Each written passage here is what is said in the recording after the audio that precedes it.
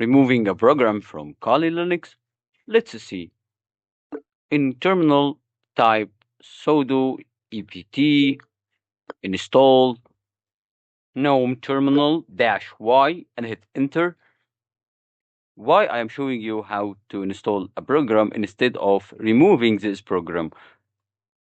Because sometimes using sudo dpkg-r for listing the programs or removing it doesn't giving you all the packages and the programs on the system, and gnome terminal is one of them. And here is the example that gnome terminal doesn't exist. So to remove it, you need to quit out.